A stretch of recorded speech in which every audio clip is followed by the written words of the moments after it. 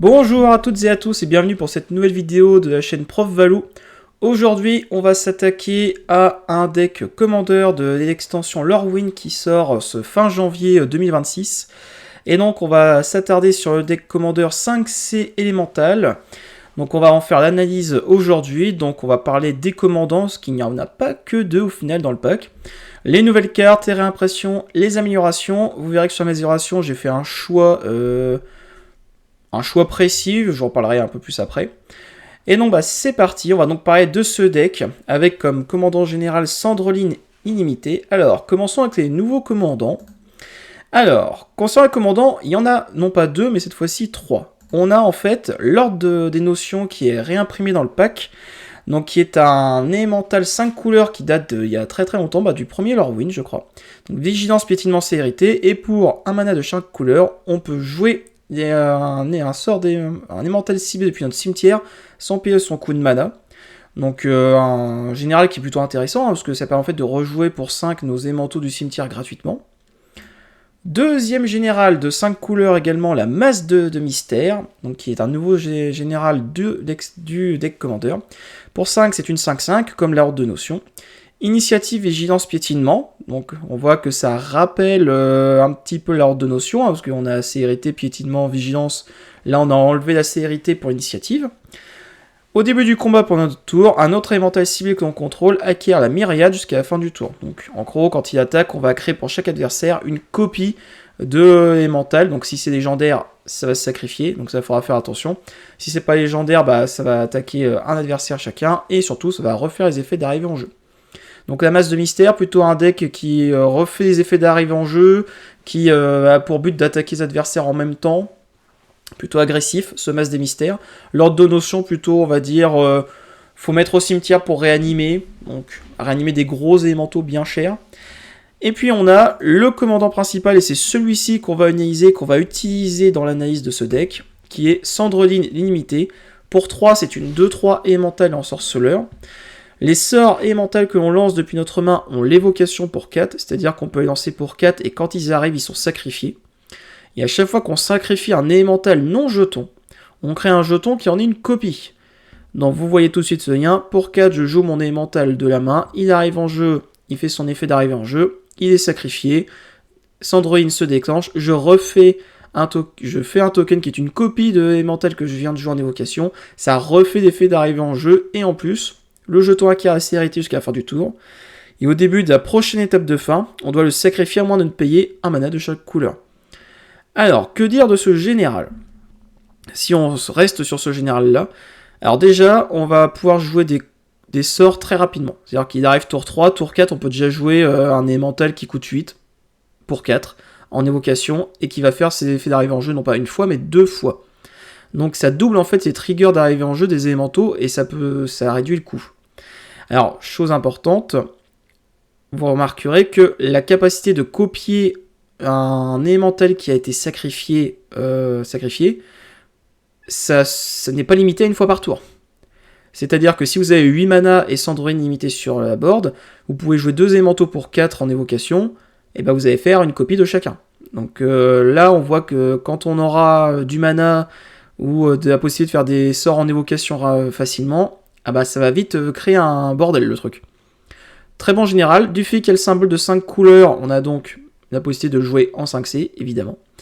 Et donc, on va tout de suite passer à l'analyse des nouvelles cartes, mais en tout cas, c'est un très bon général qui, à mon avis, lui, va faire des bêtises.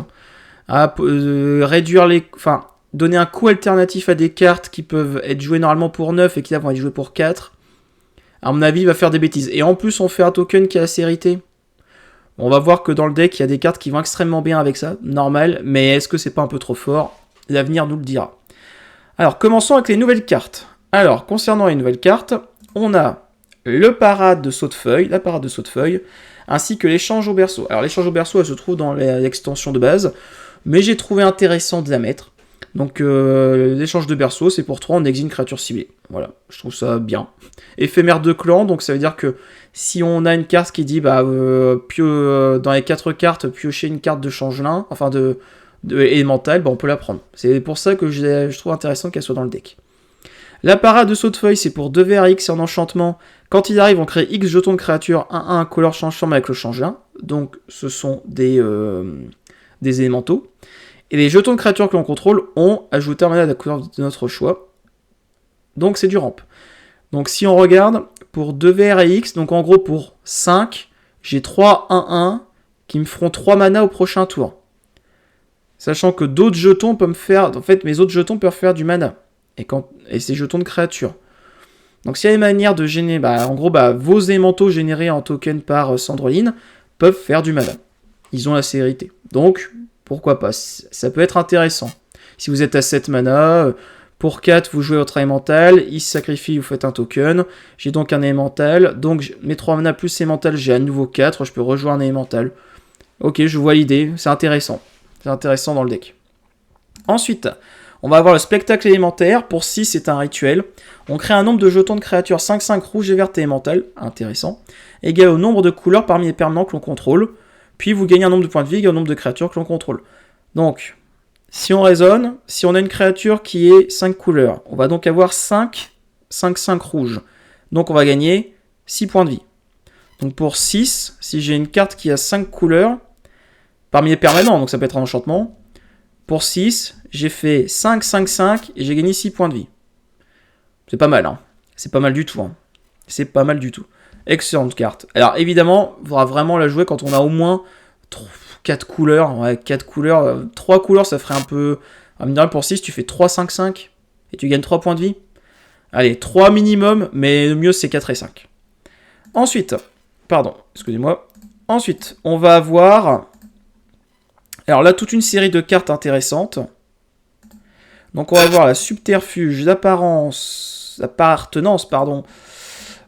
l'impulsivité, la lamentation et la jubilation, qui sont des cartes exceptionnelles dans le pack. Alors, ce sont des élémentaux qui ont un coût très élevé, mais avec le général, on peut le jouer pour 4. Et surtout, elles ont toutes un effet d'arrivée en jeu qui va donc être doublé du fait qu'on va créer un token qui est une copie d'eux-mêmes. Donc par exemple, l'apparence, elle fait quand elle arrive en jeu, on crée 3 jetons 1-1 color change forme. Donc là, on voit le lien avec l'autre carte qui est liée avec les tokens. La subterfuge, quand elle arrive... Il y a une créature ciblée qui acquiert le vol, et à chaque fois qu'elle inflige des blessures de combat à un joueur, on pioche autant de cartes. Intéressant. Voilà, ça va être utile. L'impulsivité, on va pouvoir lancer une carte d'éphémère de rituel depuis un cimetière sans payer son coût de mana. Si le sort devait être mis dans un cimetière, on l'exile à la place. Donc de n'importe quel cimetière, donc les adversaires aussi. La lamentation, quand elle arrive, on détruit une créature ciblée qu'un adversaire contrôle, on gagne 3 points de vie. Donc on va pouvoir le faire 2 fois. Et la jubilation, plus de piétinement jusqu'à la fin du tour pour les créatures que l'on contrôle, donc c'est-à-dire plus 4. C'est fort. Hein. Ces 5 cartes-là, elles ont été faites pour être en lien avec Sandroline. Même avec l'autre qui fait la myriade, elles sont pas légendaires, donc myriade, vous imaginez un peu le bazar. Jubilation qui attaque avec la myriade, en fait, c'est comment dire, c'est plus 4 pour tout le board, avec en gros 3-5-5 qui attaquent plus et plus 4. Ça fait beaucoup. Et comme si ça ne suffisait pas, elles ont la capacité encore. C'est-à-dire qu'avec Sandroline, elles arrivent en jeu en évocation pour 4. Elles sont sacrifiées, elles vont donc au cimetière. Mais c'est pas grave, parce que pour leur capacité d'encore, on peut les rejouer du cimetière en les exilant, et pour chaque adversaire, on va créer une copie d'eux-mêmes qui va l'attaquer. Donc on va faire la capacité 3 fois. Des masterclass dans le pack. Sincèrement, c'est des cartes-là, faut pas les enlever. Et c'est ces cartes-là qui vont faire carrément, ça peut tout changer dans la partie. Si vous avez, appartenance, ça va vous générer 3 tokens, mais en fait, ça va vous en générer 6 avec Sandroline. Impulsivité, vous allez pouvoir faire 2 cartes d'éphémère de rituel de n'importe quel cimetière gratuitement. Lamentation, vous allez gérer 2 bêtes, plus une phase d'attaque, parce que le token il a célérité. Jubilation, en fait, vous allez faire une grosse phase d'attaque. Subterfuge, il faut déjà avoir une carte en jeu, parce qu'il ne peut pas cibler le token qui va arriver après. Mais impulsivité, appartenance et lamentation, c'est excellent, quoi. Non, donc... des nouvelles cartes excellentes. Là, franchement, ces cartes-là, c'est vraiment... pour moi, c'est une masterclass. Alors, c'en est fini des nouvelles cartes. Alors, il y en a peut-être d'autres, mais je ne les ai pas trouvées plus importantes que ça. On va passer aux réimpressions. Et là, en réimpression, il y a du lourd. Donc, on va commencer avec le récif émergent et le prix du progrès. Je crois que c'est ça, comment il s'appelle en français. Et le titan d'industrie. 3 bonnes réimpressions, ce sont des élémentaux, donc super, on aime bien quand Wizard fait des trucs qui sont logiques. Titan d'industrie, bah, il coûte 7, mais avec Sandrine, il coûte 4, et en fait, vous allez faire 2 fois une arrivée dans le jeu, donc vous allez faire 2 x 2, parce que vous pouvez choisir 2 modes parmi ça. Donc vous pouvez détruire artefact enchantement, gagner 5 points de vie, crédit rhinocéros, marqueur bouclier, bref, parfait. Prix du progrès, bah en gros, lui en évocation, c'est pas plus intéressant que ça. Parce qu'en gros, le premier va détruire tous les artefacts et enchantements, et quand le deuxième va arriver, bah, il aura plus rien à détruire, et il aura même plus de marqueur +1/+1. Mais pour 4, ça peut venir plus tôt dans la partie pour se dire, bah là, je suis un peu en dèche de mana, je vois que tout le monde part avec des artefacts et tout, bah pour 4, pof, je rase le board en artefacts et enchantements. C'est quand même intéressant. Le récif émergent, bah que dire, hein, il va être utile pour pour ramper, tout simplement. Donc super le récif. Franchement, le meilleur tour 3 en Unco. Ensuite, en autre réimpression, on va avoir le Lotus Intemporel, le Voyage Obsédant. Lotus Intemporel, bah, ça va être pas mal pour maintenir certains tokens qu'on voudrait en payant 5, ou pour payer, pour aider à payer le coût de Sandroline une fois tué, par exemple. Donc très bien, un bon artefact de rang pour 5 couleurs. Voyage Obsédant, bah, vu que Sandroline en évocation fait que nos créatures vont aller au cimetière, bah, vu que ce sont tous des élémentaux, on va pouvoir les réanimer.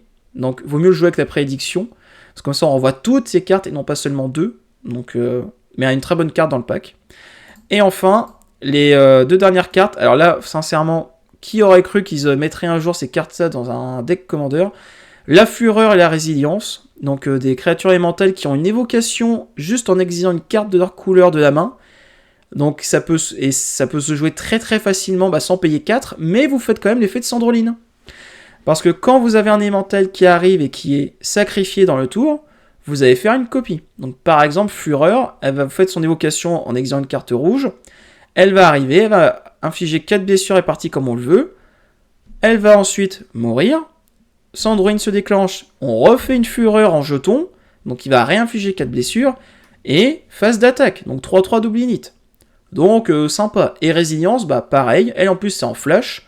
Donc en flash, vous faites évocation, pof, je te rends ton cimetière, je te le mets en dessous, ça se sacrifie, Sandrine me remet un token, pof, le deuxième cimetière d'un deuxième adversaire, il va en dessous. Excellent. Donc franchement, d'excellentes réimpressions. Franchement, merci Wizard. Là, franchement, merci Wizard. Alors, si vous voulez un jour améliorer le deck en mettant de l'argent, il faudrait trouver 3 autres. Alors, il y a Subtilité, il y a Chagrin, et je ne sais plus comment s'appelle la bleue. Mais ce sont des cartes qui, si vous voulez vraiment optimiser le deck, il faut trouver ces 3 autres cartes. Alors vous allez lâcher un petit peu l'argent, mais vous serez content de les avoir à mon avis. Ensuite, on va passer aux améliorations. Donc l'amélioration, j'ai pris le postulat de n'utiliser que l'extension, c'est-à-dire que l'Orwyn. Je vous ai donné quelques petites idées au cours de la vidéo, mais on va utiliser que l'Orwyn pour améliorer le deck. L'idée c'est, vous n'avez pas envie de chercher des cartes qui... Voilà, vous achetez le deck, vous achetez une boîte de boosters, vous ouvrez des boosters d'extension parce que vous dites j'adore les cartes et tout. Bah, comment vous pouvez améliorer le deck avec les cartes que vous avez trouvées dans les boosters? Donc là, on va parler de 16 cartes. Elles sont classées des Unco à rare puis à mythique. Alors, pour commencer, on va commencer avec les 7 Unco que pour moi vont améliorer le deck. Donc, je vous affiche les 7 Unco et ensuite on en parle. Donc, on a le Voyageur Pyro-Jumeau, qu'on a vu dans une autre vidéo qui permet de dupliquer les capacités déclenchées des élémentaux. Vous voyez de quoi je veux parler. Donc en gros, si on a Sandrine et lui, en fait toutes nos évocations vont faire double capacité, donc les effets d'arrivée en jeu aussi. Donc ça va, lui, vous le mettez avec Sandrine, c'est le festin. Frappe brille, excellente carte. Pour 6, c'est une 3-3 vol qui est mentale quand elle arrive. On pioche un nombre de cartes égal au nombre de couleurs parmi les permanents que l'on contrôle.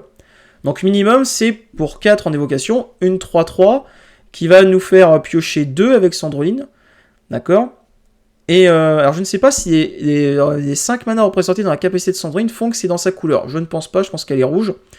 Mais pour 4, vous piochez 4 en fait. Parce qu'en fait, avec Sandrine, vous payez 4. Lui, il arrive en jeu, vous piochez 2. Il meurt, vous mettez un token, vous repiochez 2. Donc... Vous jouez Sandrine tour 3, vous jouez ça tour 4 en évocation 4, en fait vous piochez 4 cartes. Et vous avez une 3-3 vol qui peut attaquer. C'est pas mauvais. Hein. La troisième, c'est une 2-4 contact mortel, ça peut toujours être utile. Et en plus, quand elle arrive, on gagne cette fois-ci un nombre de points de vie égal au nombre de couleurs. bah, c'est toujours utile, hein, parce que mine de rien, gagner des points de vie, c'est toujours utile. Mais là, du fait que c'est le contact mortel, bah, ça peut faire une bonne phase d'attaque, ça peut embêter l'adversaire. Pour 4, vous n'êtes même pas obligé de le jouer avec Sandroline, mais vous serez peut-être content d'avoir pour tout simplement, bah, avec tous les tokens changelins générés par nos permanents, bah, en fait, vous allez avoir pas mal de points de vie à gagner. Le cogneur prismatique, un bon complément pour faire une grosse phase de sauce. Pour 6, une 6-6 piétinement élémental. Quand elle arrive, jusqu'à X créatures ciblées que l'on contrôle gagne plus X, X étant le nombre de couleurs parmi les permanents que l'on contrôle. Donc si on joue lui avec Sandroline, bah ça fait plus 2. Mais en fait, vu qu'il sacrifie et qu'il crée un token, ça fait plus 2, mais en fait plus 4. Vous voyez où je veux en venir. Bon, je trouve que c'est une bonne manière d'utiliser avec Jubilation, je crois que c'est d'autres cartes. Le Fanion béni par l'aube, bah très bien, à chaque fois qu'on va choisir Elemental, à chaque fois qu'une carte va arriver du type choisi, on va gagner un point de vie. Ça arrive tour 1, ça mange pas de pain, ça vous fait la course au point de vie, vous allez en plus générer avec vos évocations 2 cartes de créatures à chaque fois. Donc en fait pour 4, je vais générer 2 points de vie. Et pour 2, en plus, si sacrifie, on peut renvoyer une carte ciblée du type choisi depuis un cimetière entre mains. Donc vous jouez Frappe Brille pour 4, vous payez 2, vous le reprenez en main, vous pouvez le rejouer au tour précédent. Voilà, c'est très bien. Le faux soyeur, joli jeu de mots, pour 4, une 2-2, change d'un, donc élémental, qui quand elle arrive, on peut réenvoyer une carte de créature ciblée depuis notre cimetière dans notre main. Donc très bien, bah, ça veut dire qu'en gros, on peut tout simplement le jouer, en évocation, il va se sacrifier. Alors à voir si le change d'un est actif même quand il est dans la main, je pense que oui. Donc c'est-à-dire que pour 4, on va récupérer 2 cartes de créatures depuis notre cimetière. L'idée, c'est de récupérer les cartes qui sont sacrifiées avec l'évocation et de les ramener. Et un petit terrain Unco qui mange pas de pain, qui dit quand il arrive en jeu, on choisit élémental. Et en fait, on peut acheter un mana de la couleur de notre choix et on ne peut le lancer que pour lancer du type choisi ou activer des capacités d'une source du type choisi. C'est un terrain Unco qui arrive en jeu d'étape. Et en plus, peut nous générer du mana pour le type choisi. C'est très bien. Ensuite, on va passer aux cartes rares. Donc, au niveau des cartes rares, on a donc choisi cette fois-ci. Donc, j'ai choisi quelques cartes. Je vous les affiche. Et je crois qu'il y en a une dernière. Voilà. Alors, elles sont par couleur. Alors, Crescendo harmonisé. Pour 6 en éphémère, convoque. On choisit un type de créature. On pioche une carte pour chaque permanent type choisi. Alors, je l'ai mise dans le sens où n'empêche que le jeu doit rester créature. Parce que vous avez envie d'avoir des créatures pour jouer avec Sandroline. Donc vous avez vu que l'Unco pour 6, qui permet de piocher 4 avec Sandroline, est peut-être plus fort que Crescendo harmonisé. Mais j'ai mis un peu pour comparer ça, justement. Mais néanmoins, avec la convocation, vous pouvez jouer ce sort beaucoup moins cher. Vous parlez par exemple de la créature blanche qui génère 3 tokens. Bah en fait, les tokens générés vont vous permettre de payer ça. Et en fait, vu qu'ils ont changé un, ça compte comme des élémentaux. Donc c'est une bonne carte. Vous en mettez qu'une et les autres sorts de pioche, vous les mettez plutôt en lien avec Sandroline. Mais c'est une carte qui pour vous ne coûtera jamais 6. Et coûtera moins, je pense. Et vous piocherez un nombre de cartes suffisant. Je pense que le ratio ici, c'est de le payer pour 2, voire 3. Et de faire un ratio de 5 ou 6, tout simplement. Sainte Vol, excellent. Pour 9, on a une 5-5, mais qui coûte X de moins. X étant la valeur mana la plus élevée parmi les élémentaux que l'on contrôle. Peut toujours être joué pour 4, avec Sandroline. Vol, quand il arrive, si vous l'avez lancé, renvoyez toutes les créatures non élémentales dans les mains de propriétaire. Excellent. Limite une faille cyclonique. Une faille cyclonique, mais pour les créatures. Donc pour 4 avec Sandroline, on la joue. Elle a été lancée, parce que c'est un coup alternatif. Elle arrive en jeu, elle se sacrifie. On renvoie toutes les créatures non élémentales dans les mains. Fiou. Par contre, je refais un token qui est le même. Donc si jamais j'avais des créatures qui faisaient oui en fait si je m'en vais je crée un token ou genre de choses, bah là hop ça se rebarre et en plus j'ai une chance 5 vol qui peut attaquer. Et là j'ai libéré le board pour mon deck. Inconvénient, vous jouez face à des élémentaux, bon bah là malheureusement pas très utile. Mais ça malheureusement vous pouvez pas le savoir. L'ordre des alignés, comme la Crescendo harmonisée, c'est une réanimation. On choisit un type de créature, on envoie sur la bataille toutes les cartes de créatures de type choisi depuis notre cimetière. Avec la convocation, c'est très bien. Ça sera utile. Même à 8, moi je paierai. Après la convocation, ça peut être fait rapidement. Alors là par contre, une carte qui à mon avis est indispensable dans le deck, le champion de Zavoie. Pour 4, on a une 7-3 élémentale et ensorceleur. Quand on lance ce sort, on doit contempler un élémental et l'exiler. Donc il faut avoir un élémental en main. À chaque fois qu'un autre élémental que l'on contrôle arrive, il inflige un de blessure égale à sa force à chaque adversaire. Donc là, vous comprenez bien de qui je veux parler. Avec lui et Sandroline sur table, bon je joue par exemple la Sainte Vol là, bon en fait je vais coller 10. à chaque adversaire avant ma phase d'attaque. Voilà. Je vais coller 10. Avec les tokens changelins qui ont tous les types, bah, ça va quand même déclencher l'effet d'Ether Force. Enfin, c'est très très fort. Lui, il faut vraiment que vous l'ayez dans le deck 5 couleurs si vous l'achetez. Parce que lui, c'est ce qui va vous permettre de mettre fin à la partie rapidement. Lui, une fois qu'il touche le board, vous devez tuer dans le tour. C'est obligé. Si vous le laissez un tour de table, il va être géré. Il va être géré, c'est sûr. Parce que là, il est trop fort. En plus, vous pouvez faire des copies de lui. Si vous avez une carte qui fait copier, bah, on va voir qu'il y en a un juste après. Je fais des copies de cet élémental là, bah en fait je fais double blessure. C'est-à-dire que Sainte Vol, en fait, elle va me coller non pas 10 mais 20. Bah oui.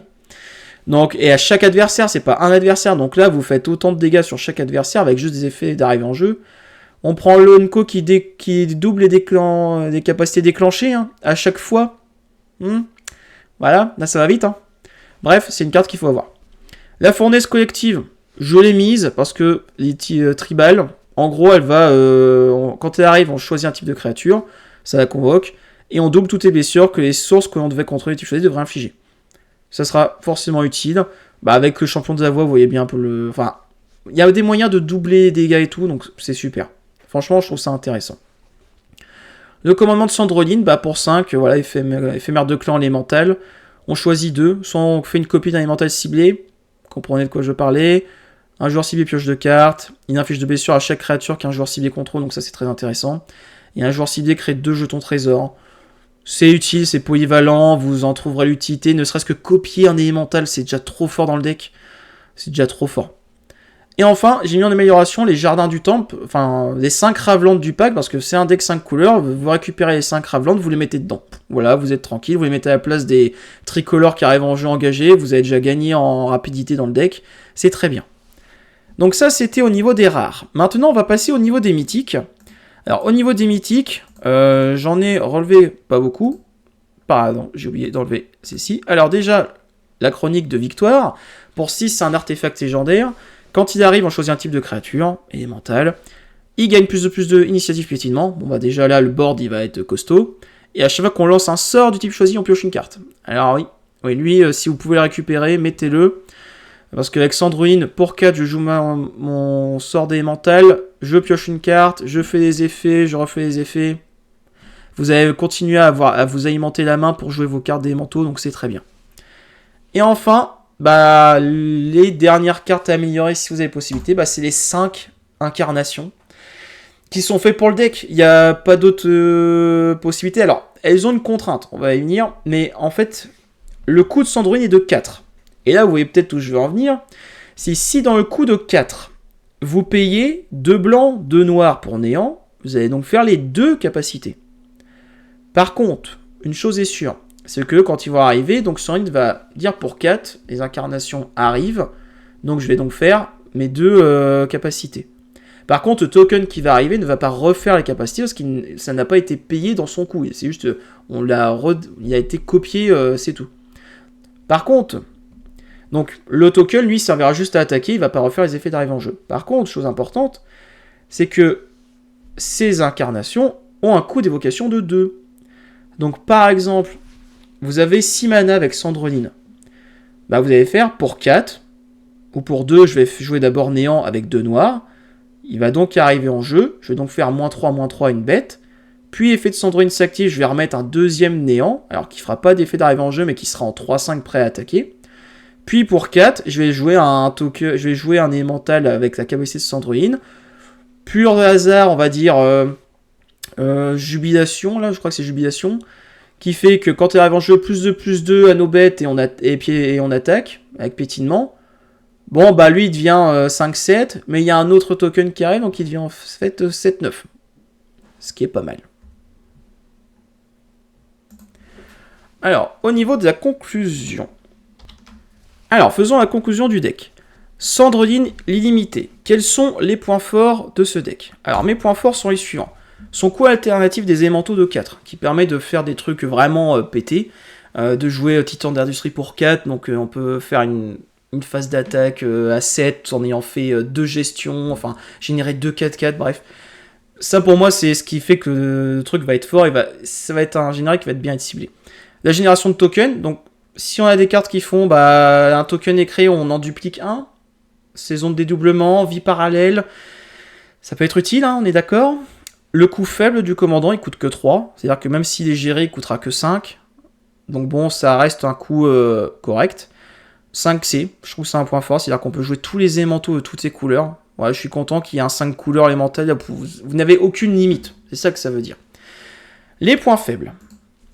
Doit passer un tour où on doit retarder la sortie. Bah oui, parce que si vous jouez Sandrine tour 3, à un tour de table, vous savez qu'il y a peut-être un adversaire qui va gérer la carte. Il sait très bien que le prochain tour, vous avez 4 mana, vous allez faire des bêtises. Donc, soit on doit passer un tour en se disant, bah, je serre les fesses que voilà, l'autre il va pas gérer ma carte, soit je dois retarder la sortie en me disant, bah, je le joue pour 7, c'est-à-dire 3, plus tout de suite, je fais sa capacité de 4 pour activer ça. Soit il faut jouer de la protection à côté, c'est-à-dire que vous le jouez pour 3 au tour 4, enfin vous avez rampé peut-être au tour 3 mais avec 2 mana en plus ou 1 mana en plus, vous avez de quoi le protéger pour tenir jusqu'au prochain tour. Mais en tout cas, voilà, le point faible pour moi c'est que c'est un général qui va vite attirer les foudres sur lui et sur vous. Ensuite, point faible je trouve c'est le coût du maintien du token, 5 de chaque couleur, je trouve que ça aurait pu être un peu moins. Ouais, je trouve que ça aurait pu être un peu moins, même en incolore, hein. Enfin, ça aurait été tout aussi mieux, je pense, 4 incolores, ouais, le même coût de évocation aurait été pour moi utile. 5, je trouve que c'est un peu cher. Parce que c'est la prochaine étape de fin. Hein. Donc, c'est-à-dire, vous le jouez dans le tour, vous jouez pour 4, il faut encore avoir 5 pour le maintenir. Je pense pas qu'on va le maintenir beaucoup. Attention au manque de bloqueurs. Voilà, c'est ça aussi le problème du deck, c'est que vu que vos cartes arrivent en jeu et se sacrifient, que ça crée un token qui va se sacrifier à la fin du tour, à moins que vous payiez 5, bah vous n'allez pas avoir beaucoup de bloqueurs ou de cartes pour défendre, donc forcément, il va falloir serrer les fesses ou envisager le deck autrement.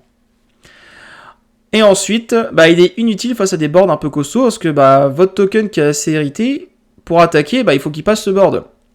Mais si on prend une créature qui est 3-5 et qu'en face il y a une 6-6, en fait oui j'ai un token qui est assez hérité mais ça me sert pas à grand chose. Donc attention dans l'ordre dans lequel vous jouez vos élémentaux, ne jouez pas un élémental si derrière vous vous dites en fait son attaque va pas être utile. Il faudra réfléchir à ça, penser à des élémentaux qui ont plus besoin des effets d'arrivée en jeu que d'attaquer. Après si vous avez des élémentaux qui ont de l'attaque, c'est bien aussi. Sur ce, donc c'est un bon deck, avec des améliorations possibles dans l'extension. Donc je vous souhaite en tout cas de bonnes parties.